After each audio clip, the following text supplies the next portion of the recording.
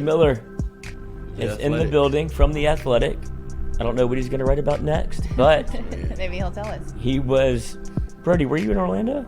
Did you make the trip? I was in Orlando. Yeah. Get any Cheez-Its?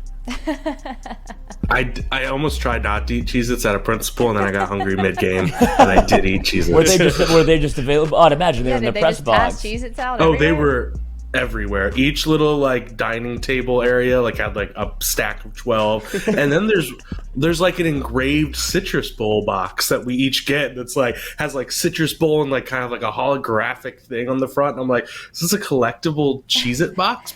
I didn't save it, but maybe I should have. And like it legit had Cheez-Its inside? Like it was just a box of Cheez-Its? Do you have it with you right now? You should have saved it. I didn't bring it home. Oh, Brody! I didn't want to pack that on an airplane. Oh God, I've packed way worse. Way worse. It didn't feel worth it. Is more the point. But I feel like that. Like before we get into the actual game, it did feel like more of a like the Cheez-It Bowl. They put on a production, whether it be the man in the Cheez-It costume, the bed. Like it felt more of like they went kind of Duke's Mayo Bowl to where it was. You kind of caught some quality of the game to where it was more of a. There's production value to it. You know, it felt like they tried to really brand it. It's true, and I want to say, and I could be wrong on this, I want to say the Cheez-It Bowl was the first to do, like, the food bath. Like, they were even before Mayo of, like, we're dumping Cheez-Its on the coach, but that's obviously not as crazy as Mayo. But, yeah, I think you're right. I think these bowls are realizing, like, you got to just kind of amp it up. But why not also get some citrus involved, you know? Like, squirt citrus in the loser's eye. I don't know. But awful. I think we make terrible cocktails. I don't know. But, a little mimosa? Get the game going? But I guess they're not sponsored by citrus. They're, so citrus is just the name. But still, let's get everything involved. Let's make a citrus Cheez-It, like, mixture. I don't know. I like it. But, okay. Hey, I agree. And obviously, LSU kind of got out of pocket a little bit, it felt like, with the celebration. You saw Brian Kelly be able to eat some Cheez-Its off the ground. Joe Fuchsia dove into a pile of Cheez-Its. That was my highlight. It was unbelievable. The Cheez-It Angel. I didn't see it till like last night. And Me I'm like, either. That is incredible. But isn't Brian Kelly apologizing for that? Yeah, then that's what I was getting to get into. Before we get into, like, obviously, LSU took him behind the woodshed, and it was a just 63-7. Like, you saw the best version that you could have hoped for LSU football. What was your takeaways from the game?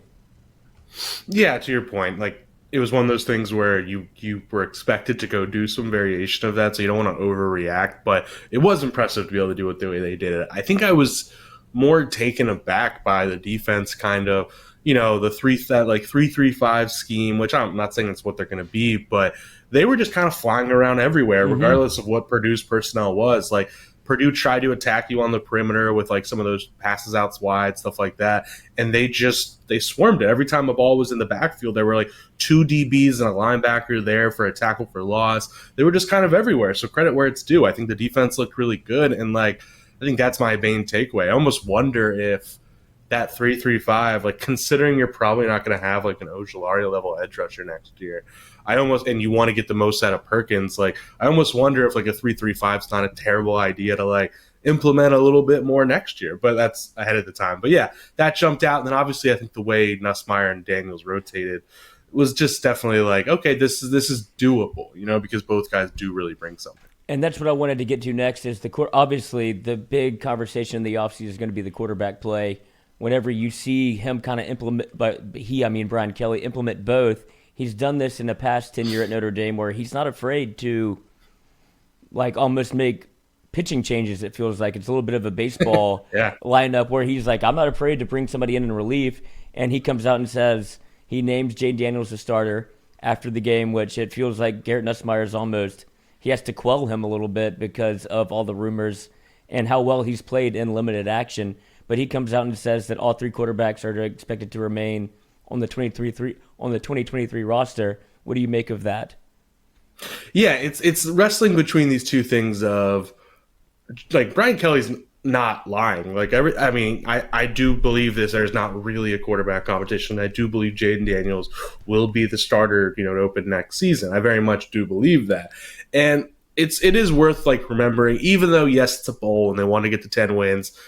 this doesn't mean that much. And what I mean by that is, to some extent, they are using this as a development game, you know? So it's like, why not give Garrett Nussmeier time in there?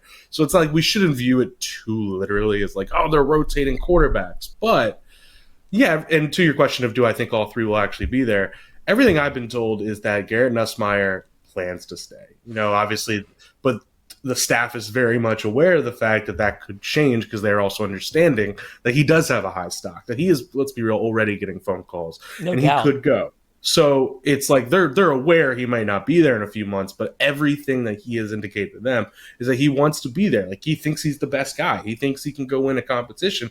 And also, like, this part gets left out a lot.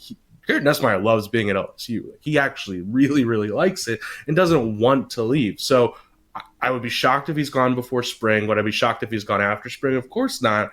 But I also think he's the son of a coach. I think he kind of gets it. And, you know, I think that helps the case. And also, I think the last point I'll say is I do think that they're open to maybe letting both guys play some because he's done in the past. And I think they're good enough friends, all that it could work. So, yeah, I do believe all three quarterbacks will still be there for spring. And I do think Jane Daniels will be QB1. I just think there will be a competition in some way. Brody, there's a question in the chat. Spectrum Wellcare asks Brody, is DeMario Tolan still on the team? Oh. He was not at the bowl game. He was not. I don't have a great answer for you there. All indications I have are that he is, and that he is, you know, still, like, he's definitely not in the portal or anything like that. I can tell you that. So I think there's obviously always a chance that he just wasn't available for the game, that he got hurt. I don't want to speculate too much, but yes, he was not at the game, but he also is not in the portal or anything like that as of now. So take that as you will. But it's a good question. I'll look into it. And I'm going to pivot back to quarterback play, obviously, because this is going to be obviously something that we talk about a lot going into the offseason. You saw how Brian Kelly was able to manage what happened last year with bringing in Miles Brennan from, I guess you could call it, he went to the portal. I don't know how much leverage he had or what was like what his options were. It feels like Nussmeier has more of a shot. How much is he trying to run it back in terms of his strategy of I'm gonna get all three to stay, and then when it comes to spring, do you think he's planning on somebody transferring, or do you think he actually has a legitimate shot of keeping all three in the boat whenever it comes fall? I think he's fully prepared for the reality that one might transfer, and if that's true, he's still got three quarterbacks in that room because Ricky Collins is coming. So it's like, I think he is prepared for that reality, but I do think it is also something that they do plan to have all three. I think they do hope that because of everything we said. Like, one, Nussmeier thinks he can win this. Right. Two, these guys are friends and they like being there, and I don't think Garrett Nussmeier is a kid who's just like, I'm in a rush to go. But it is tough. Like, it's tough to be like, I'm going to sit my third year in college football when I know I think we all can safely agree he can start at a Power 5 school right now. Like, that's hard. That is just human nature. That's tough. But yes, I do think if I had to like put money on something right now, I'd put the odds at like minus 120 or something, that like Garrett Nussmeier really might be here in September. I don't think that's that crazy because of all those reasons we mentioned. But obviously, reality is he could go. Go ahead. Brody, who were you most impressed with in the bowl game? Besides Malik Neighbors. I was going to say, I'm like, guys, he looked like he's going to be the next my neighbor? big thing. Nice. Well, okay, I'll say Savion Jones just because, I mean, Greg Brooks also, but we know what Greg Brooks is. Savion Jones, I think, is a good one just because he is going to be in an opportunity to start next year, and he's not somebody we've had a chance to see all the time. And now it's like, LSU is in a decent position on the D-line because they have already brought in multiple guys for depth there, and that is going to help. So now all of a sudden that Ali Gay DN spot, you know, Savion Jones looks good enough to start there. But two, adding in Paris Shand, it's like Shand also has the upside to start, and you have a nice little DN group there that you can trust. But yeah, Savion Jones, man, his stats weren't like holy crap great, but he was creating pressure pretty often. He was getting in people's faces. He just has like a length mixed with a strength to him that's really impressive. So I'll go with that. But man, Greg Brooks, like, I stand by. That is like the sneaky most important thing that's happened this offseason is him coming back. Yes. Because you are going to have another like makeshift cornerback room this year. And having him one, he's one of the main leaders on the team. Like, you talk to any coach, like, that was one of the most important additions they made character-wise. But two, like, he can play corner, nickel, and safety. And when you are going to have youth at corner, like, that's going to be essential. And that guy can fly around. He's in the box. He's out of the box. He's such an important player. And he looks so good Monday. So, yeah, I think those are my two. Are you surprised to see that he actually did announce that he was coming back? Because I think if you're an LSU fan, you were like hoping he obviously didn't come out on senior night. You saw it felt like him and Joe Fuchsia were like a tandem deal, and Fuchsia obviously walks on senior night. He could have come back with the COVID year, and you see Greg Brooks announce that he's coming back to LSU. Were you surprised to see that? I was, definitely. I mean, I'll preface with, I think we're all like, with the COVID year thing, like, it is just officially I have no idea what impossible. eligibility is anymore.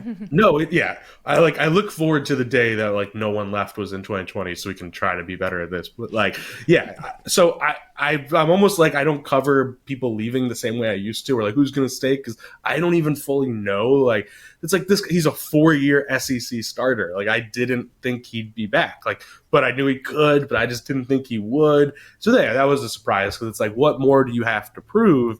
But on the other end of that, I think there's an element of like, hey, if you know your stock isn't like first or second round guy, you just love college football and you want to go do something in your home state. So it's not shocking in the sense of him, because that's kind of who he is. But yeah, I mean, it's surprising. You're a 4-year SEC starter. I did not see that coming. And you talk about people coming back, and obviously there was some news that broke over before the game with Keyshawn Boutte, wherever he was out, then back, and then out again. Is there anything on the front? Like, obviously, I don't want to put you in a bad spot to where you have to answer some sort of those questions. But what was, I guess the better question is, what was kind of the vibe around the team whenever he wasn't on the trip? Was it kind of like, this seemed like inevitable, or it was a kind of play it by ear type moment?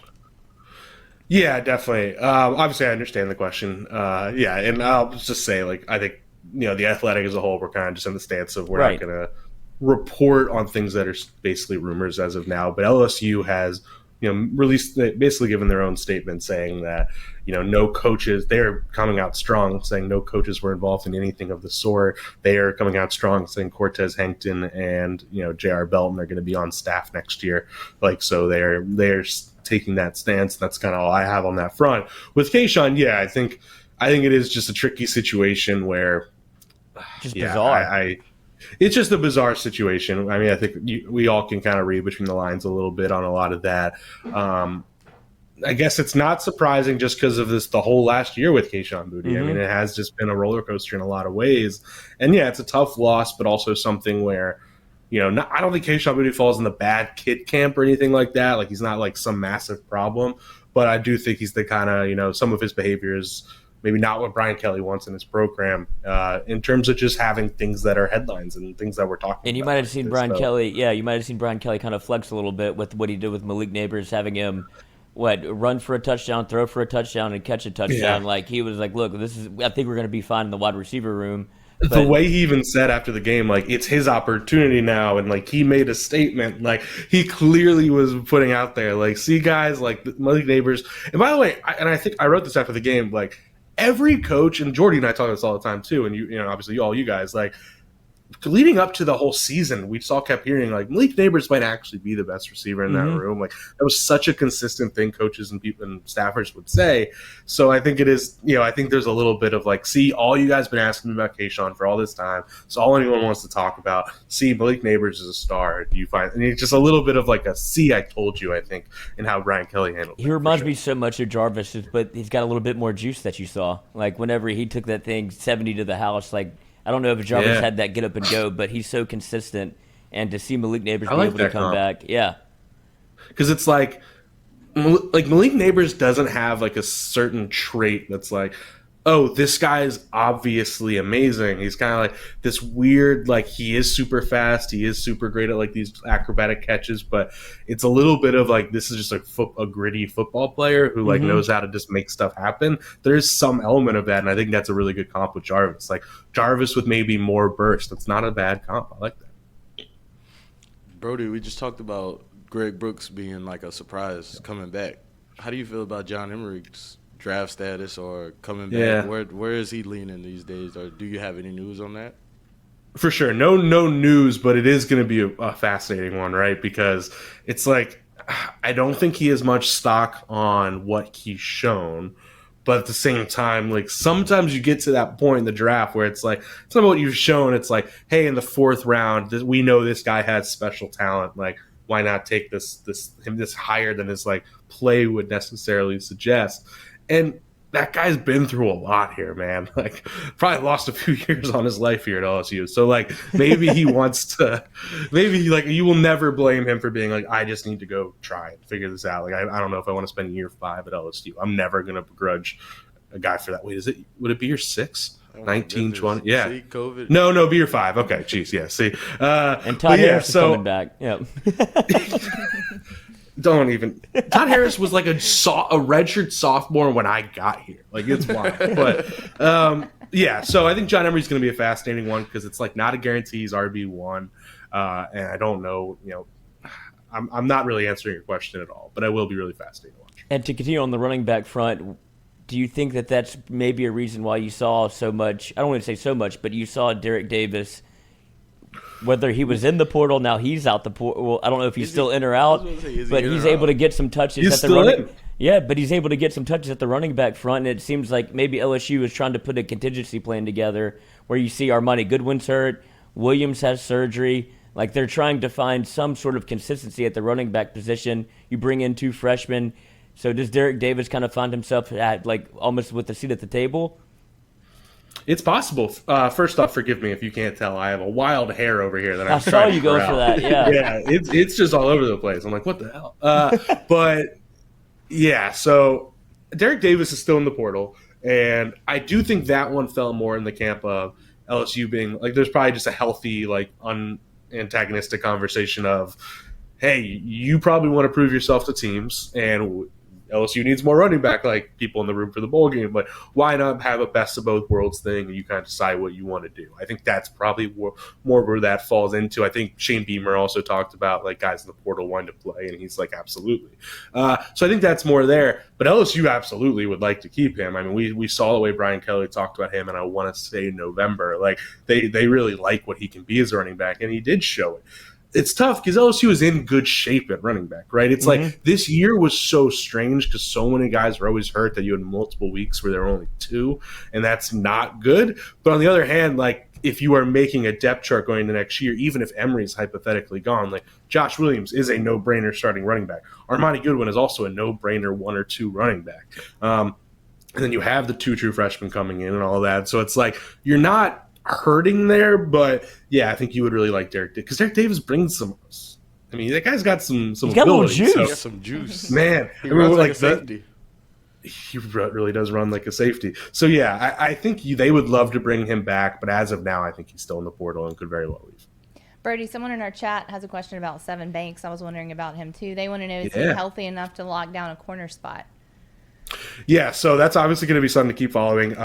He is back next year, and he is somebody who it's like because of the way things ended, and like we all haven't really asked about it because we're all asking about like the actual team every week. But yes, that is something where I believe he is going to be on the roster, and if healthy, yes, and you would assume a year on from what everything that's happened, he is healthy and he should be. I believe he's making good progress and all of that. He should be in that competition where like it's like you just can't bank on it because of just how clear the injury problems are in so many different parts of his body, and just like you can't be confident there. But yeah, if he's healthy, that's a really comforting thing to have. Like, hey, you want to rely on some of these youth pieces, but at the same time, Denver Harris and him are 2 really good talented guys who've played Power 5 football. That would be a huge boost, and even if he doesn't, it just helps to have him in the rotation. So yeah, but all indications are he should be on that roster and competing for a spot. You just can't bank on his health.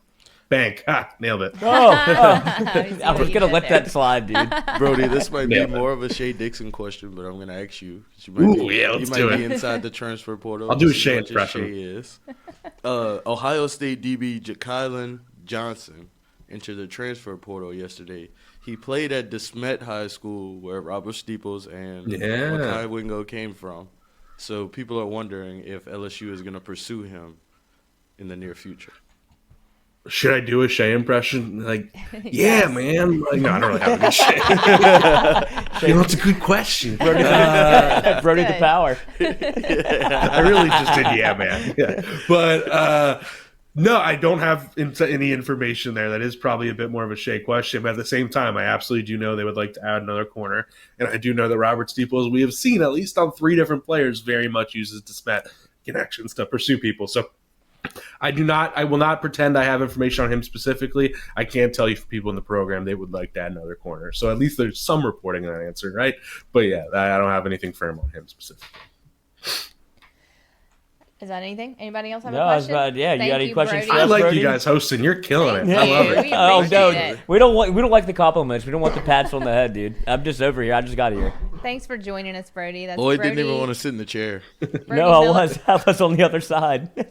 I wanted to respect Thank the you man as always, a guys. man that's on his honeymoon. Like obviously he's got True. his whole ass He out. put you in that chair. You can't come at him. You Exactly, can't be like, yeah. this is my chair now. Yeah. Yeah, it's the hot seat. Thank you, Brody, for joining us. Y'all Thanks, can find guys. Brody Take care. at Brody A. Miller on Twitter, covering LSU for The Athletic. We appreciate it. We'll talk to you next week. He's the best. Brody Miller.